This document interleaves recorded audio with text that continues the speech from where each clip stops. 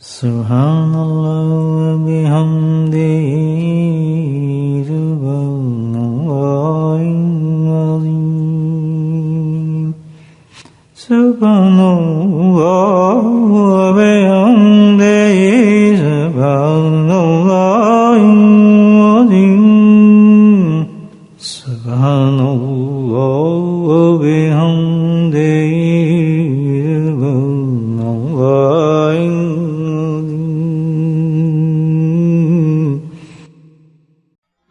نحمده ونصلي على رسوله الكريم أما بعد قال الله تعالى في القرآن المجيد أعوذ بالله من الشيطان الرجيم بسم الله الرحمن الرحيم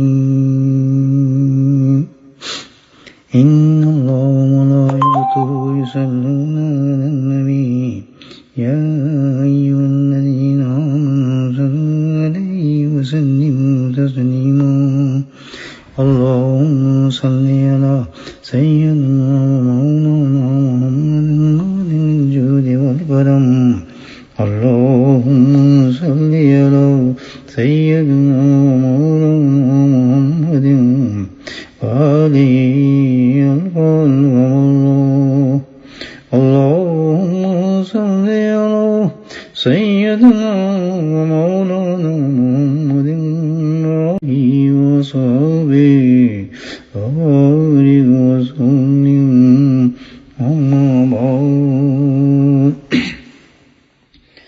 أعوذ بالله من الشيطان الرجيم بسم الله الرحمن الرحيم فتلقى آدم من ربه كلمات وتاب عليه إنه هو التواب الرحيم صدق الله العظيم. ابن عباس رضی اللہ تعالیٰ عنہ سے ابن اساکر نے ایک روایت کا بیان کی ہے کہ جس وقت آدم علیہ السلام اور حوا علیہ السلام کو زمین پر اتارا گیا تو اس وقت آدم علیہ السلام اور حوا علیہ السلام کی جو کیفیت تھی بے چینی پریشانی اور اس کے ساتھ گریہ زاری رونا فرماتے ہیں کہ ایسی کیفیت تھی وہ حالت تھی اور بھی روایت میں اس کے بارے میں ہے مختلف مفسرین نے روایت فرمائی ہے اس کی کہ آدم السلام نہایت ہی غم فکر یعنی آپ جو بھی کہہ سکتے ہیں غم کے بارے میں جتنا بھی ایکسٹریم غم اور پریشانی ہو اس حالت کے اندر رنج ہو غم ہو پریشانی ہو پچھتاوا ہو مطلب ہے کہ مجموعی تکلیف کی حالت میں جس کی کوئی مثال نہیں ملتی یعنی اس کی مثال آپ کیا مثال کی جو حالت ایسی ہو یہ 300 سال تک اس زمانے کے 300 سال تک حضرت آدم علیہ السلام نے اپنا سر گھٹنوں سے اوپر نہیں کیا سر جھکائے بیٹھے رہے 100 سال تک ہوا کی طرف توجہ بھی نہیں کی دیکھا بھی نہیں 40 سال تک کھانے پر کچھ ہوش نہیں تو مسلسل اس پر گریا رونا رونا رونا رونا یعنی اس قدر رونا ہے کہ حدیث میں روایت ہے بہقی نے شعب الایمان کے اندر بردست سے مرفوع ہے کہ اگر پورے اولاد آدم کے آنسوؤں کو جمع کر لیں آپ جو پیدا ہوں گی قیامت تک ان کو آنسوؤں کو جمع کر لیں تو تب بھی حضرت آدم کے آنسوں کے مقابلے میں کہیں زیادہ تھے. تو کتنا گریہ کیا آپ کو سوچیں، کیا حالت ہوگی. نہ کھانا نہ پینا کچھ بھی نہیں. وہاں تو کھانے کا ایک عجیب واقعہ ہوا. اب اس دنیا میں آ گئے تھے، وہ سارے لوازمات اس دنیا کے قائم ہو گئے. وہ تو مزے تھے جنت کی، ان کو کیا پتہ تھا بھوک کیا ہوتی ہے، پیاس کیا ہوتی ہے، اس کی کچھ. وہاں تو جنت تھی. اب یہاں جو ان کو اللہ تعالیٰ نے پیدا کی وہ چیز کی خواہشات، جو انسانی آدمی کی خواہشات تھیں جو ہمارے اندر ہیں، وہ سب ظاہر ہونا شروع ہو گئی. اس پہ خواہش سب سے بڑی جو ہمارے ساتھ لگی ہوئی ہے وہ پیٹ. تو ہماری زندگی کی محور ہی پیٹ پہ گزرتا ہے سارا کچھ. تو سب سے پہلا اسی کا اظہار ہونا تھا. تو نے بے چینی کی حالت میں بھوک لگی تو کچھ نظر نہ آیا. کوئی درخت تھا، اس درخت سے انہوں نے وہ جو چیز بھی تھی، کوئی میوہ تھا یا کچھ تھا، انہوں نے کھا لیا. تو بس وہ میوہ جو کھایا تو پھر اس کے بعد جو کھانا پیٹ میں گیا، کھانے کے بعد تو آپ کو پتا ہے سسٹم چل پڑا، سارا اسٹامک چل پڑا. پھر ہضم ہوا، ہضم کے بعد پھر معاملہ وہی تھا کہ اس کو نکالنا بھی تھا. اب ان کو کیا پتا کہ قضائے حاجت کیا ہوتی ہے، کہ یہ کون سا طریقہ ہے، کہ یہ کیا ہو رہا ہے، یہ کیسے نکلے گا. بے انتہا پریشان ہو. اب یہ کیا سسٹم ہو رہا ہے، تو سمجھ نہیں، ہمیں تو کچھ پتا ہی نہیں. تو مدد ساتھ چل رہی تھی. جبریل علیہ السلام تشریف لے آئے، انہوں نے آپ کو قضائے حاجت کا طریقہ بتایا. تو وہ قضائے حاجت ہوئی، اس کے ساتھ جب بدبو نکلی تو بات ہو، ان کی تو چیخیں نکل گئی.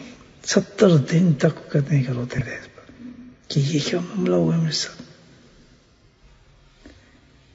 تو حیران، جنت سے نکلنے کے بعد ایسی کیفیات جو ہوئی ان کے ساتھ، رواں یہ کہ پیشانی کے بل سر کو گھٹنوں پہ رکھا ہوا ہے، ہزاروں خدار ہو رہے ہیں. یہ حالت دیکھ کر آخر جبریل علیہ السلام جو تھے تشریف لائے. جب ان کی یہ گریہ زاری دیکھی انہوں نے، تم سے برداشت نہیں ہوا، تو وہ بھی رونے لگے، وہ بھی پھوٹ پڑے رونے سے. تو ظاہر ہے وہ تو سردار ہیں جبریل کے، جب وہ روئے ہوں گے تو پورا آسمان رو پڑا.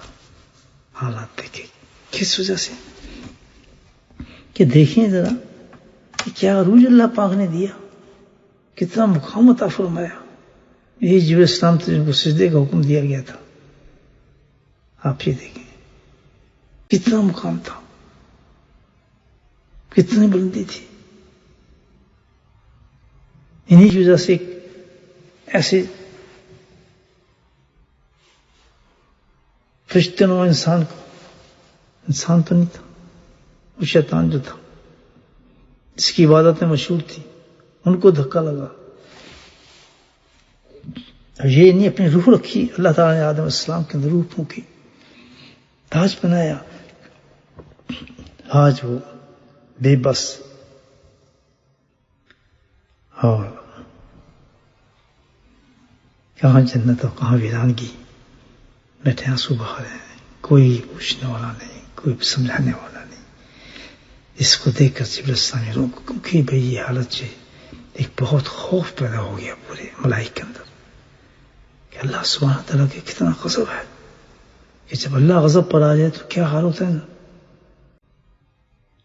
یہ سبق کے بھائیوں اندازہ لگائیں ہمیں کتنی جرت ہے، شیطان نے کتنی ہمت پیدا کر دی ہمارے اندر. سوچیں ذرا، سارے واقعات قرآن کے اندر ہمارا موجود ہیں. ہم آج ہی اپنے گریبانوں میں منہ ڈال کے دیکھیں تو بتائیں آپ کہ ان گنت گناہ ہوئے ہوں گے ہمارے سے. غصہ ہمیں آیا ہوگا، گھر میں لڑائی ہماری ہوگی، بچوں پہ ہمیں پیش آیا ہوگا، باہر ہم نے بدتمیزی کی ہوں گی، کتنی غیبتیں ہم نے کی ہوں گی، جھوٹ ہم. میں کہتا ہوں کہ اگر ہم گننا شروع کریں تو اللہ کی مرضی کے مطابق تو کام ہم نے ایک کیا ہوگا، اور نافرمانی ہماری ساری نافرمانی ہوگی. اور جبکہ ایک نافرمانی کی سزا اللہ تعالیٰ نے قرآن میں بیان یہی واقعہ اس لیے بیان فرمایا ہے تو ہم اس پر چوڑے نہ ہو جائیں کہ کچھ ہی نہیں ہو رہا ہمیں. تو آدم علیہ السلام کے ساتھ شیطان کے ساتھ یہ ہو سکتا ہے کہ اس کی سزا فوراً اللہ تعالیٰ نے دکھا دی کہ ایک نافرمانی کی سزا یا بھول کی سزا اتنی ہے. تو یہ جو ہمارے ساتھ جو جمع ہوئی ہے تو اس کی سزا جی ہاں، اس کی سزائیں بہت ہیں، کیونکہ یہ تو دنیا جو ہے چھوٹ کی جگہ ہے نا، یہ چھوٹ ہے یہاں پر، تو جو آپ چاہے کریں اللہ تعالیٰ کو یہاں سزا دے گا ہی نہیں، یہ تو اس نے اصول بنایا ہے، نہیں دے گا۔ لیکن آپ اندازے اس لیے ہمیں قرآن میں اللہ تعالیٰ نے دیے ہیں، یہ واقعات جو سارے بیان کیے ہیں، ان کو دیکھ کر اگر تھوڑی بھی عقل ہو، ہم اندازہ لگائیں کہ جب ایک کی یہ سزا ہے تو ہماری ساری زندگی گناہوں سے گزرتی ہے، نافرمانی کی گزرتی ہے، ہر دن ہر رات۔ گناہ کا کیا چیز ہے کہ اللہ نے جس چیز کو منع کیا ہم وہ کرے جا رہے ہیں، کرے جا رہے ہیں، کرے جا رہے ہیں، جس کو حکم دیا ہم وہ کرنا ہی نہیں ہے۔ یہ تو تھی بات ساری، اللہ نے کہا سجدہ کرو، سجدہ نہیں کیا۔ اللہ نے آدم السلام کو فرمایا کہ تم سجدہ کریم لے گئے، جسے منع کیا وہ کر لیا، اور جو حکم دیا وہ نہیں کیا۔ ان دونوں چیزوں کو تو نام ہے نافرمانی۔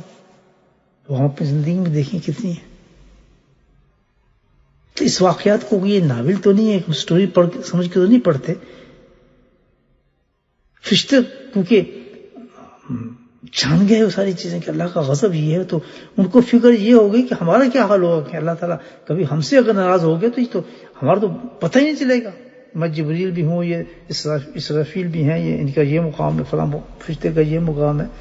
مقام تو دیکھ لیا کہ سارا جمع رہتا ہے اس وقت، بندہ اللہ کے ساتھ فرما بردار رہتا ہے، اس کی باتوں پہ احکامات پہ چلتا ہے تو یہ کام چلتا ہے۔ یہ ایک بہت بڑا سبق تھا جس سے سارا زمین اور آسمان کام گیا حضرت آدم علیہ السلام کا یہ حال دیکھ کر کہ فرشتے بھی رو پڑے رنج و غم کے اندر، اور آخر خرچ بھی مقام تھا بے تحاشا۔ انہوں نے ایک ہی کام کیا، وہ کام ہی تھا، اور اس کے علاوہ کوئی چیز نہیں تھا۔ گھبرا کر رضی السلام نے تو بس فوراً در پکڑا اللہ تعالیٰ کا، اللہ اکبر، اور اللہ تعالیٰ کے دربار میں حضرت آدم علیہ السلام کی فریاد پہنچا دی۔ بس اتنا کام انہوں نے کیا، اللہ اکبر، سورس مل گیا ہے۔ کیونکہ ان کو پتہ نہیں چل رہا تھا، آدم کو تھا ہی نہیں سسٹم کہ میں کروں کیا، کون سی عبادت کروں، کس طرح اللہ کو راضی کروں، کیا کروں، کیا ہوتا ہے، کچھ کسی چیز کا وجود تھا ہی نہیں کہ کوئی ایسا پتا ہو کہ بھائی اس کے ساتھ میں یہ کر، جیسے آج تو میں بہت چیزیں پتہ ہیں، ہمیں پتا ہوتا ہے میں یہ کروں گا تو پھر اللہ کو اس طرح راضی کر لوں گا، اس طریقے سے راضی کر لوں گا، اس طرح۔ اب تو دکان پوری کھلی ہوئی ہے ہمارے سامنے، یہ صدقہ ہے آدم علیہ السلام کا۔ ان کو تو پتہ ہی کچھ نہیں تھا میں نے کرنا کیا ہے، کس طرح مناؤں، کچھ ہوش نہیں، کب تک یہ میرے ساتھ ہوگا، یہ میرے سب کچھ۔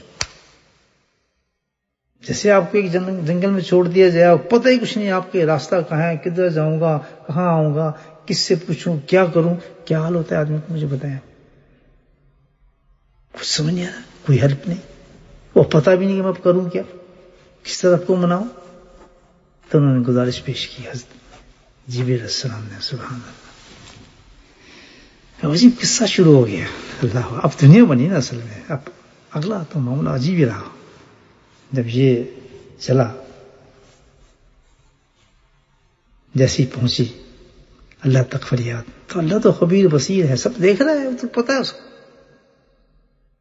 یہ دیکھ لیں آپ، بے انتہا محبت آدم علیہ السلام سے، اس کی نشانی یہ دیکھ رہے ہیں کہ بنی آدم کے ساتھ ہمارے ساتھ اللہ کی محبت والا کیسا تعلق ہے، ہم سوچ بھی نہیں سکتے کہ اللہ تعالیٰ ہم سے کتنی محبت کرتا ہے، آپ تصور بھی نہیں کر سکتے۔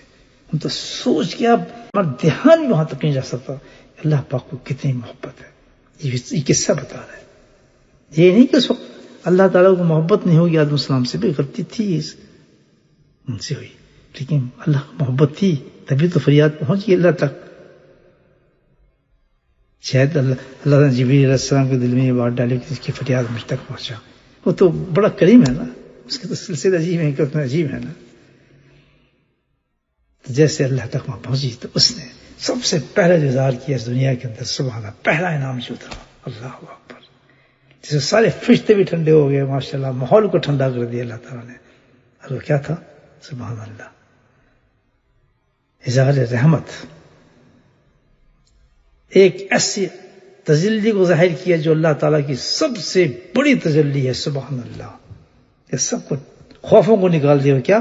یہ میری رحمت میرے غضب پہ غالب ہے، اس کو ظاہر کر دیا اللہ تعالیٰ نے اس دنیا۔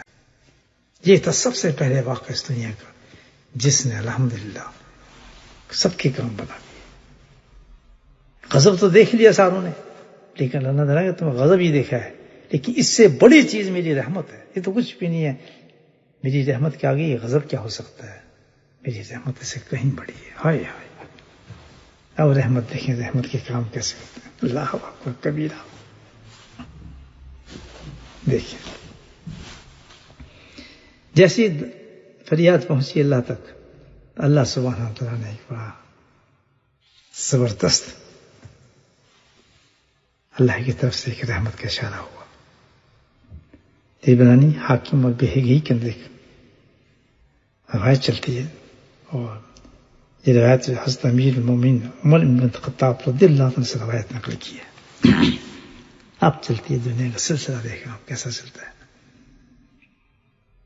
فرماتے ہیں کہ نبی کریم صلی اللہ علیہ وسلم کا ارشاد ہے کہ جب آدم علیہ السلام سے گناہ سرد ہوا، عطاب الہی نازل ہوا، تو اللہ تعالیٰ نے اب یہ مفہوم بتا رہا ہوں آپ کو حدیث کے، اللہ نے اپنی اس شان کا کہ رحمت میری غضب پر غالب ہے،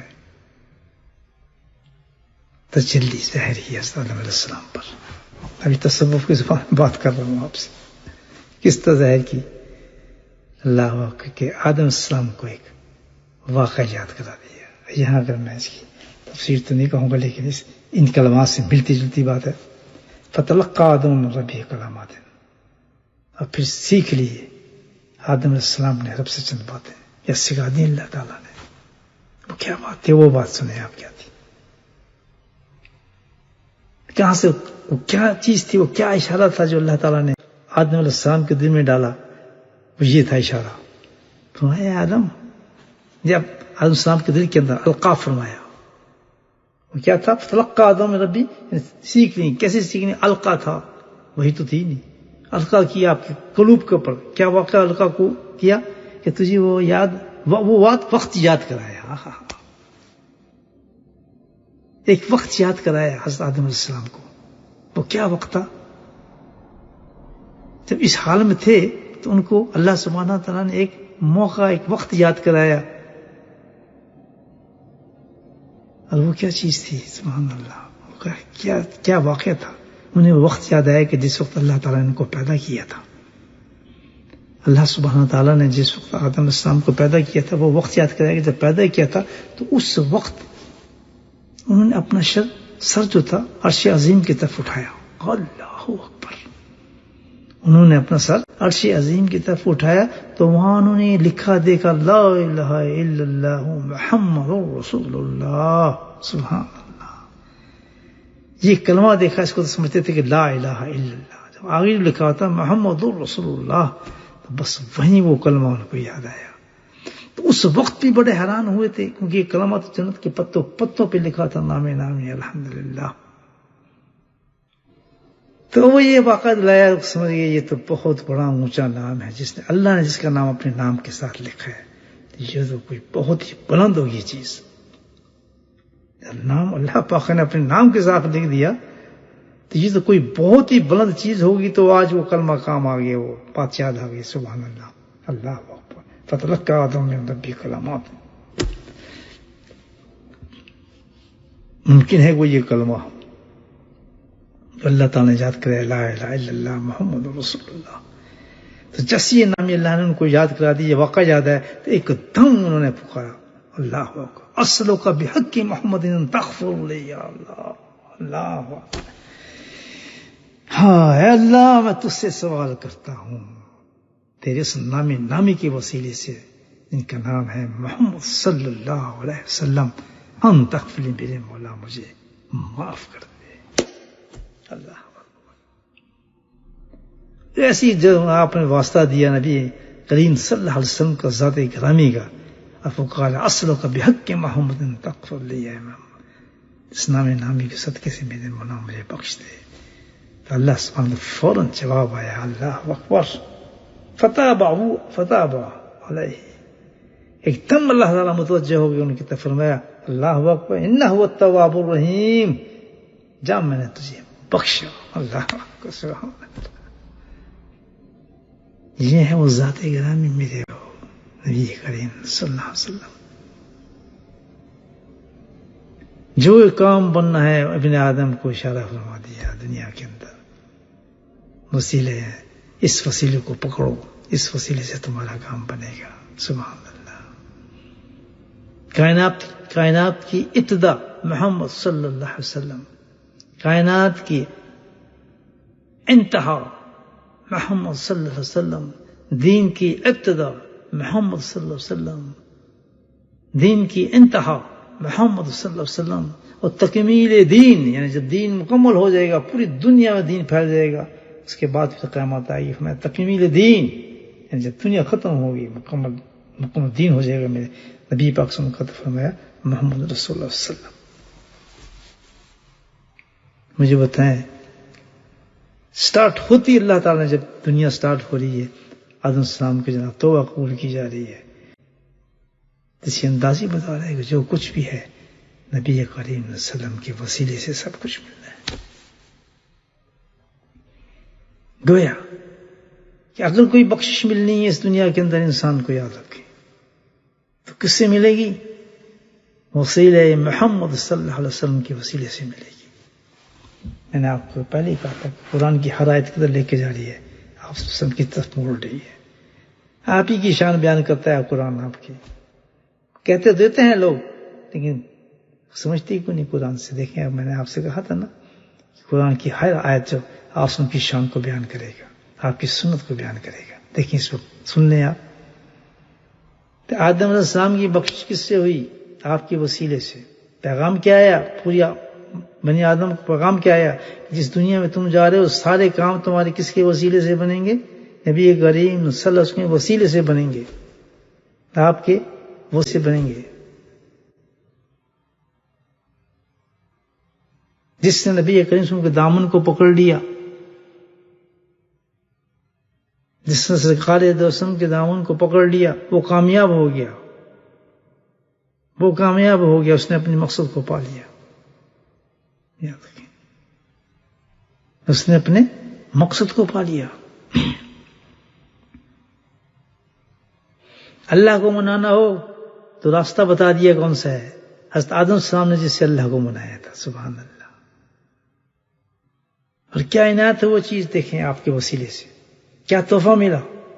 آپ اندازہ لگائیں کتنا بڑا تحفہ ملا. بھائی دیکھیں ذرا، آپ سوچیں جب یہ دنیا بنی، حضرت آدم السلام کو سزا ملی، شیطانوں کو نیچے اتارا، شیطان کو پوری طاقت دے دی، اور اس کو دشمن کو یہ بھی کہہ دے کہ تیرے دشمن ہے اب تو ٹھیک ہے، اور اس کو طاقت بھی دے دی، اجازت بھی دے دی، زور بھی دے دیا کہ جا تو ان کو مار پکڑ جہنم میں بھیج، جا کر جو کرنا کر لے ان کے ساتھ. اس نے تو جشن منائے تھے کہ میں تو بس گیا، آدم آیا نیچے، اس کو ساری اولاد کو تو مت ایک ان کو میں نے بھگا دیا، تو ان کو بھگانے میں لیے کیا مشکل ہوگا؟ ان کو تو جنت میں بھگا دیا، تو دنیا میں ہوں گے، دنیا میں تو ان کے ساتھ میں بھی ہوں گا، میرا ایک دوست ساتھی اور دے دیا، وہ نفس دے دیا، تو ہم دونوں مل کے تو یہ تو سیکنڈ لگے گا ان کو، ہم جہنم کی آگ میں پھینکتے چلے جائیں گے. ان کے پاس کیا ہے؟ کچھ بھی نہیں ہے. بچیں گے کیسے؟ ہے کیا اس کے پاس؟ اللہ اکبر. سرکار میں صدقے سے کیا چیز ملی؟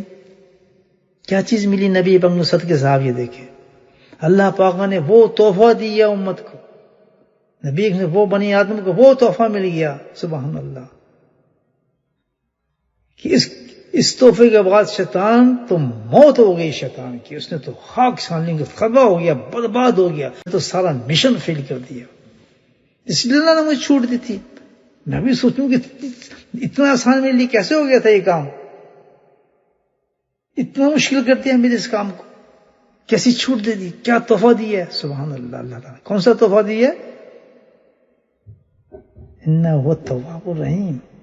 اللہ سبحانہ تعالیٰ نے بنی آدم کو اتنا بڑا تحفہ دے دیا، اتنا بڑا تحفہ دے دیا کہ تم نے ایک غلطی کا حشر دیکھ لیا، کیا ہوا، کتنی بڑی سزا دیتا ہوں، لیکن تمہارے لیے کمال تحفہ دیا اللہ پاک نے ہم لوگ. کیا کہ تم زمین آسمان تمہارے گناہوں سے بھر جائیں. ایک غلطی سے نہیں، زمین آسمان بھر جائیں گناہوں سے. شرک کرتے رہو، بدماشی کرتے رہو، جتنے بھی گناہ تم جمع کر لو، زندگی تمہاری گناہوں کے ساتھ. یہ پورے ہاتھ پہ بتا رہا ہوں میں آپ کو، اتنا کون کرتا ہے گناہ؟ ایک لمحہ میں تم گناہ سے باز نہ ہو، جتنے بھی گناہ ہے تم اس کو کرتے رہو. اور کرنے کے بعد ایک ہی اتنی بڑی تھی، آپ نے دیکھا کہ جتنے ڈھیر لگا دو دنیا کے، یہ صدقہ ہے کس کا؟ کالی کملی والے کا صدقہ ہے. دیکھیں ہم جس سے آدم علیہ السلام کو چیز، بنی آدم کو چیز ملی، جس سے شیطان برباد. وہ بڑا خوش تھا، جشنوں میں تھا وہ تو. اب اس کو دیکھیں موت کیسی آئی اس کے بعد، یہ کیا ہو گیا، اس کا تو مشن ہی ختم ہو گیا. اللہ نے نبیوں کو صدقے سے کتنی بڑی چیز دی. وہ کیا کہ جائے کتنے تم سے اب گناہ ہو جائے. نفس بھی ہے برباد کرے گا تمہیں، شیطان بھی تمہیں برباد کرے گا، ہر وقت تمہیں دے گا، اور تم اس کے دھوکے میں پھنستے جاؤ دنیا کے اندر. لیکن سبحان اللہ، زندگی کسی موڑ پہ مرنے سے پہلے اللہ اکبر، اگر تم نے توبہ کر لی، اللہ تعالیٰ کہتا ہے فتلقى آدم من ربه کلمات فتاب علیہ. اگر تم نے اللہ تعالیٰ کے سامنے توبہ کر لی، یہ کون سا کلمہ ہے؟ توبہ کا کلمہ ہے. ان تغفر لی، توبہ، اللہ کے حضور میں تم نے توبہ کر لی. اللہ تعالیٰ توبہ کیا ہوتا ہے؟ سبحان اللہ، اللہ سے معافی مانگ لی جیسے ابھی مانگی. حضرات کتنا عرصہ دکھایا آپ کو، روتے جھاگتے پریشانی کے عالم میں، فرشتے رو رہے ہیں، لیکن جہاں وسیلہ پکڑا نبی پاک صلی اللہ علیہ وسلم کا اور صرف اتنا کہا اصلو کا بحق محمد تغفر لی، اے میرے مولا اس ذات کے صدقے سے تم میرا معاف. بس اتنی بات کی، اللہ نے ساری معاف. اس آدم کو معاف نہیں کی ہے، پوری بنی آدم کو تحفہ دے دیا کہ انشاءاللہ جو بھی یہ بات کر لے گا اس کو میں معاف کر دوں. ڈھیر لگانے دنیا کے گناہوں کے ڈھیر لگانے کے بعد عورت اور مرد کوئی اور اللہ توبہ کر لے اللہ تعالیٰ سے، اللہ اسی کو میں نے معاف کیا. سوچیں ذرا کتنا فرق ہے اس واقعے پر، جس وقت اتنی سی بات پر سزائیں دی جا رہی تھی، شیطان بنایا جا رہا تھا اور آدم صاحب کے ساتھ نیچے اتارا جا رہا تھا، کپڑے بھی اتارے جا رہے تھے اور سب کچھ ختم کیا جا رہا ہے. اور کہا یہ کہ ایک نامی کے صدقے سے بہت سے وسیلہ پکڑے آدمی کہہ دے اللہ معاف فرما دے، اللہ کہتا ہے اسی وقت معاف کر دو. اللہ اکبر. دیکھیے شان نبی پاک صلی اللہ علیہ وسلم کی، گناہوں کے ڈھیر لگ جائیں کہ تو اس وقت معاف کر دوں گا. اللہ اکبر. اللہ تعالیٰ فرماتے ہیں کہ محمد صفا تو نے تو ہم تیرے ہیں، یہ جہاں چیز ہے کیا اللہ کرم تیرے ہیں. وسیلہ کیا ہے نبی پاک صلی اللہ علیہ وسلم کا، یہ بھی دیکھ رہے ہیں جس سے انسان کی توبہ قبول ہوتی ہے آپ کے صدقے سے. اب تعجب اس چیز پہ ہے، آپ نے اندازہ لگائے کہ اس کے باوجود شیطان جیت رہا ہے، اس کے باوجود بھی اب آج شیطان جیت رہا ہے اور لوگوں کو جہنم کی طرف دھکیل.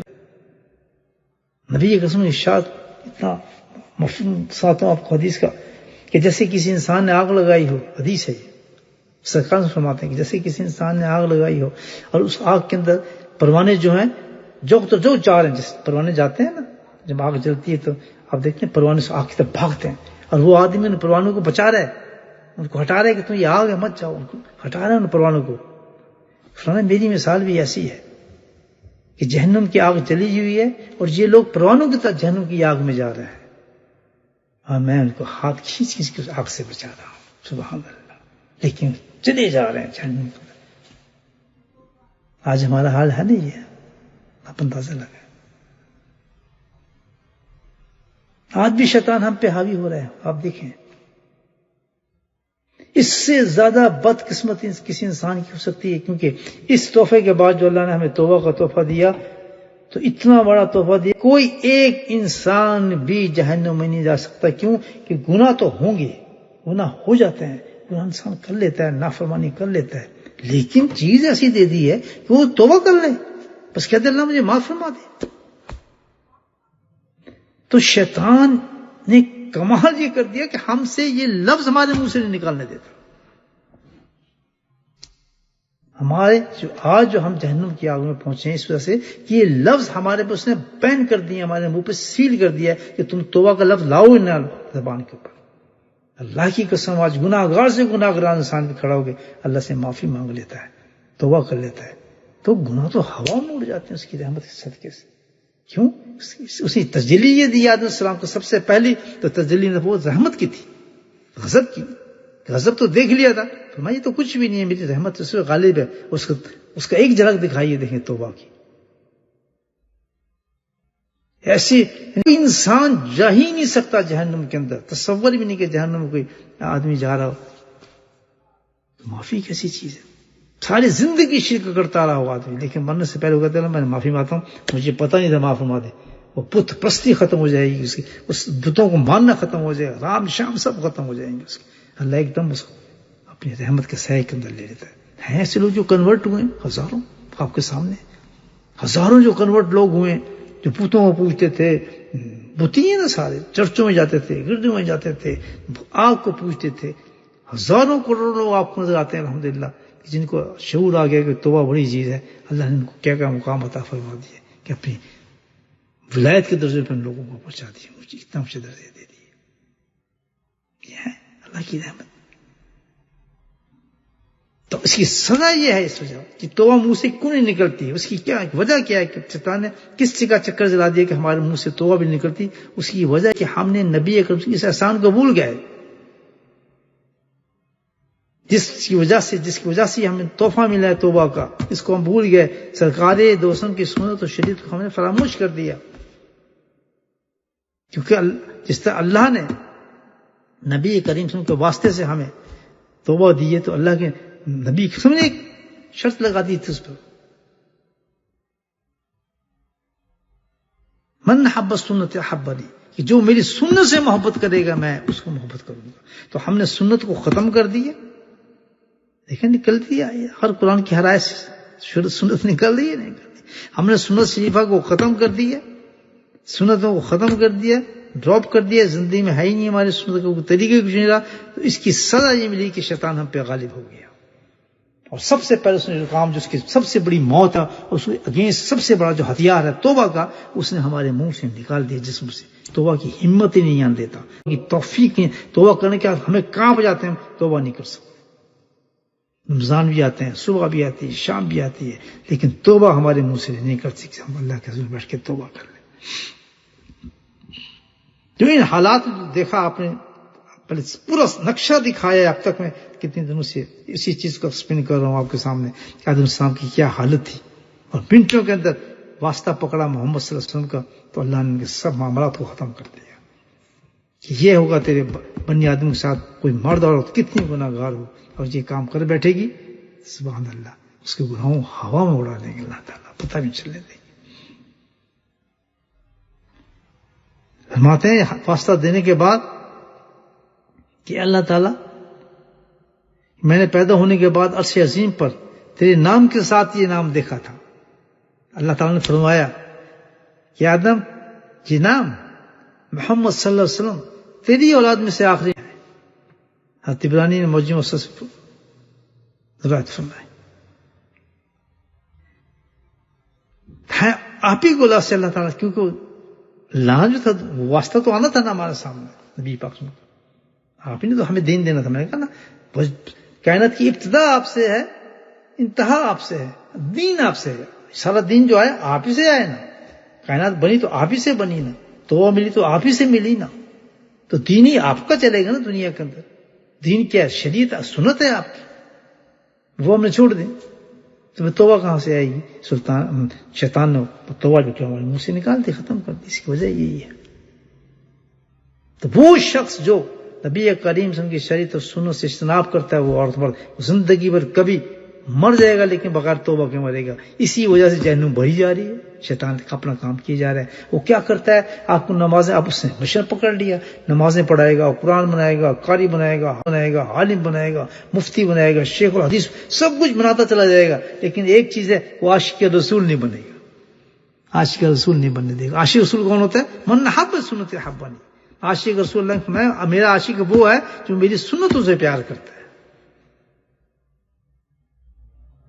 میرا عاشق وہ ہے جو میری سنتوں سے پیار کرتا ہے. یہ حدیث ہے. حضماس بن جبر رضی اللہ تعالیٰ جنہوں کہتا ہے میں تجھ سے محبت کرتا ہوں، اللہ کے نبی نے فرمایا حضماس میں آپ سے محبت کرتا ہوں. اللہ کے نبی نے آنکھوں سے عشق جاری تھا کہتے ہوئے معاذ میں تجھ سے بہت محبت کرتا ہوں. اتنی محبت کے درجے کے اندر اللہ کے نبی نے کیا فرمایا تھا؟ روتے ہوئے آپ نے چہرے کو مدینے کی طرف کیا. آپ ان کو چھوڑنے جا رہے تھے نا معاذ بن جبل کو, اپنے چہرے کو یعنی تاکہ میرے روتا مجھے نہ دیکھ لے, وہ اس اور تکلیف ہوگی. تو آپ نے چہرہ پھیرا اور چہرہ پھیرے پھیرے آپ نے گفتگو کرتے بتایا کہ معاذ میری اور تیری ملاقات تو اب نہیں ہوگی. سبحان اللہ, تم مجھ سے بہت دور جا رہا ہے, شاید تو آئے تو میں نہ ہوں. کتنے بڑے لفظ ہیں آپ سوچیں. لیکن ایک بات یاد رکھیں, آخری نصیحت فرمائی تھی, آخری نصیحت تھی نبی کریم صلی اللہ علیہ وسلم کی, کیونکہ دین آپ کا ہے دنیا کے اندر, ڈنکا آپ کا بجے گا اس دنیا کے اندر. کوئی دین قبول نہیں ہے سرکار یعنی کہ اسلام بھی قبول نہیں ہے, یا قرآن بھی قبول نہیں ہے سرکار کی شریعت و سنت کے بغیر. کوئی چیز قبول نہیں ہے. فرمایا یاد رکھ معاذ, تو مجھ سے جا رہے بہت, تو کیوں رونا؟ اب یہاں فکر ہے وہ سننے والا ہے, آپ نبیوں کی محبت کا اندازہ لگا رہے ہیں. کہتے ہیں وہ شخص جو میری سنتوں سے محبت کرتا ہے چاہے کتنی دور ہو معاذ, وہ میرے قریب ہوتا ہے. ہائے ہائے سبحان اللہ, چاہے کتنی دور ہے معاذ. یہ کتنے بڑے صحابی ہیں معاذ بن جبل. یہ آخری گفتگو علیہ وسلم سے کہ معاذ یاد رکھنے کی بات, کیونکہ مجھ سے کتنی, جیسے تو کتنی دور جا رہا ہے, جو میری سنت سے محبت کرتا ہے وہ میرے قریب ہوتا ہے, اور جو میرے قریب کتنا بھی ہو اور میری سنت سے اجتناب کرتا ہے, دور ہوتا ہے, مجھ سے بہت دور ہوتا ہے. ہاں مجھے بتائیں امت کا حال کیا ہے؟ یہ ہے قیامت کی سب سے بڑی نشانی. یہ ترازو ہے, اس سے آپ دیکھ سکتے ہیں ہمارے پاس دین ہے یا نہیں ہے. اللہ کی قسم یہ قرآن, یہ چیزیں جتنے بھی آپ اس کو ایک ڈبے میں بند کر دیں. آپ کو میری باتیں عجیب لگتی ہیں, اتنے بڑے بڑے لوگوں کے بارے میں ایسی باتیں کرتا ہوں. کیوں نہیں کروں؟ یہ قرآن کہتا ہے, مانگ دھر قرآن آپ کو پیغام دے رہا ہے. کچھ کام نہیں ہے اس کے بغیر. بند کر دیں, تب کر کے رکھ دیں آپ اسے, کچھ بھی نہیں ہے. ایک ترازو دیا ہے جس سے پتہ چلتا ہے کہ میں دیندار ہوں. اگر میں دیکھنا چاہتا ہوں اپنے آپ کو کہ میں دار ہوں, نہ اپنے روزوں سے دیکھوں, نہ اپنے سجدوں سے دیکھوں, نہ میں اپنے عملوں سے دیکھوں, نہ اپنے حج. میں ایک طریقے سے دیکھوں کہ میری زندگی کے اندر نبی کریم صلی اللہ علیہ وسلم کی شریعت اور سنت کتنی ہے, میرے معاملات کیسے ہیں, میرے معاشرات کیسے ہیں, میرے تعلقات کیسے ہیں, میرے اخلاقیات کیسے ہیں. ان سب کے بارے میں یہ نہیں کہ بس میں نے لباس پہن لیا, تھوڑا سا اپنے شکل بنا لی تو میں کہوں جی میں بڑا سنت پہ چل رہا ہوں. نہیں, یہ سنت نہیں ہے.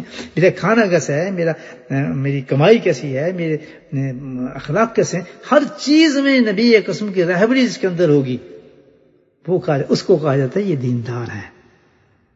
یہ ایک ترازو ہے جس پہ آپ رکھ کے آپ توڑ سکتے ہیں اپنے آپ کو کہ میرے اندر کتنا دین ہے. میں نے دیکھنا ہے میرے اندر کتنا دین ہے, تو کس ترازو سے تولوں گا کہ میں کس قدر اپنی زندگی کو نبی اور شریعت اور سنت کے مطابق گزارتا ہوں. کھانا حرام, پہنا حرام, گھر حرام, ہر زندگی ہر فعل جو ہمارے سنت کے خلاف ہوں, اور ایک تھوڑے سے جلوس نکال کے یا 2-3 نعتیں پڑھ کے میں عاشق رسول کے ٹھپے لگا لوں اپنے آپ پہ. ایسا دین ہوتا تو آدم علیہ السلام اتنے 300 سال اپنے گھٹنوں پہ سر رکھ کے نہ روتے.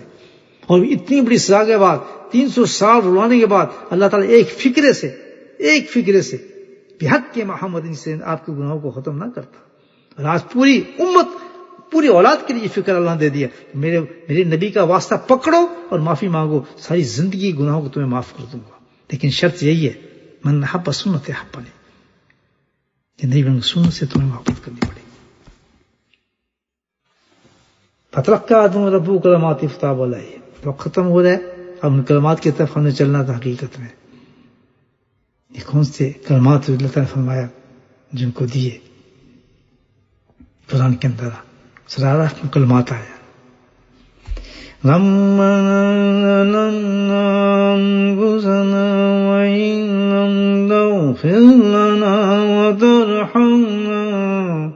وترحمنا لنكونن من الخاسرین. اے ہمارے رب, اے ہمارے پالنے والے, اے میرے رب, اے مجھے کھلانے والے, اے میرے رب, اے مجھے سلانے والے, اے میرے رب ہمیں پلانے والے, اے میرے مولا میری زندگی کو قائم رکھنے والے, ہم نے ظلم کیا، ہم نے تیرے پہ نافرمانی کی، تیرے اصولوں کو، تیرے احکامات کو توڑا، یا اللہ تیرے پہ حبیب کی سنتوں سے منہ موڑا۔ اے رب ہمارے، ربنا ظلمنا انفسنا، ظلمنا ظلم کیا نافرمانیوں کے ذریعے، بدماشیوں کے ذریعے، سنتوں کو توڑ کے، شریعت کے خلاف چڑھ کے، بے حیائی کر کے ہم نے کیا کیا؟ اللہ کا کچھ نہیں بگاڑا۔ ربنا ظلمنا، اپنے ہی پہ ہم نے ظلم کیا، انفسنا، تجھے کیا؟ تو بے نیاز ذات ہے، تجھے کیا؟ ربنا ظلمنا انفسنا وإن لم تغفر لنا وترحمنا لنكونن من الخاسرين۔ اے رب ہمارے، ہم نے نافرمانی کر کے اپنے آپ پہ ظلم اپنے پہ کیا، اپنے آپ کو برباد کیا، اپنے جسم کو، اپنے روح کو دوزخ اور جہنم کے لیے تیار کیا، اپنے نفسوں پر ہم نے ظلم کیا۔ لیکن اب وَإِن لَّمْ تَغْفِرْ لَنَا وَإِن تَغْفِرْ لَنَا، اے میرے رب اگر تو نے مجھے نہ بخشا، ہائے ہائے، اے میرے رب اگر تو نے مجھے معاف نہ کیا، صرف نہیں، وَتَرْحَمْنَا،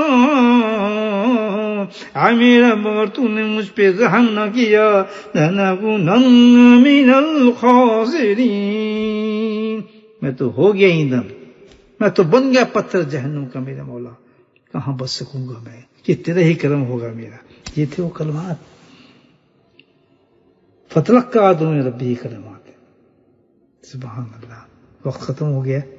دل تو کرتا تھا بڑے اچھے قاطع سے ہوتا رہتا، الحمدللہ اس کو بند کرنے کو دل ہی نہیں کر رہا ہے، اللہ کی قسم کیا بتاؤں، کیا قرآن ہے۔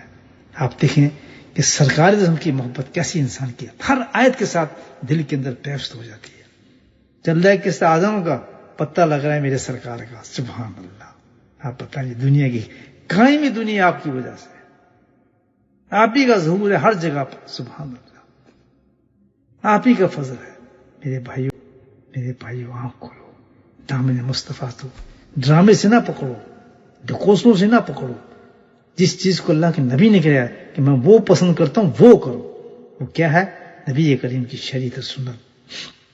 صرف ظاہر کو نہیں بلانا، چند چیزیں لباس سے بوجھ کر کے خوش نہیں، پوری زندگی میں آپ ہم کوشش کریں کہ اپنی شریعت کیا ہے، اس کو کیسے کیا جائے، اس کام کو کیسے کیا جائے، آپ ہم اس کو کیسے بتائیں۔ جیسے صحابہ کرام کی زندگی تھی، جو صحابہ کرام کی زندگی تھی، جس زندگی کے ساتھ وہ چلتے تھے۔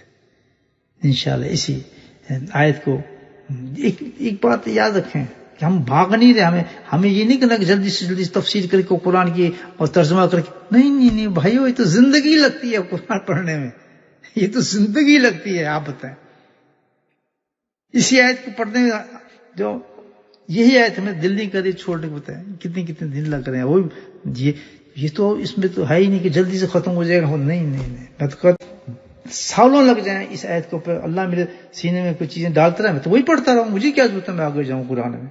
شوڈ آئی، مجھے کیا جلدی ہے، مجھے کیا جلدی ہے، بس جلدی کرو آگے ترجمہ کرو آگے تک، نہیں۔ انشاءاللہ دیکھیے گا دوبارہ ہم آیت کو پڑھیں گے، اللہ سبحانہ دوبارہ اپنے نبی کی شان دکھائے گا، نبی کی شان دکھاتا ہے ہر آیت کے ساتھ، محبت بڑھتی ہے انسان کی۔ اور یہ ہم چاہتے ہیں، قرآن پڑھنے کا مقصد یہ ہے کہ آپ سے محبت بڑھے، ہماری آپ سے محبت بنتہا بڑھتی چلی جائے، اتنا عشق وہلا نہ ہو جائے۔ اس ذریعہ قرآن ہی ہے، کیونکہ سارے قصے ہی وہی آ رہے ہیں، تو جا کے وہی ہوتا ہے، نبی پاک کے قصوں پہ جا کے بات ختم ہوتی ہے۔ تو انشاءاللہ زندگی باقی رہی تو انہی آیت کر دیکھتے ہیں کہ پھر کیا ہے، کیسا پیغام ملتا ہے۔ وآخر دعوانا الحمدللہ رب العالمین۔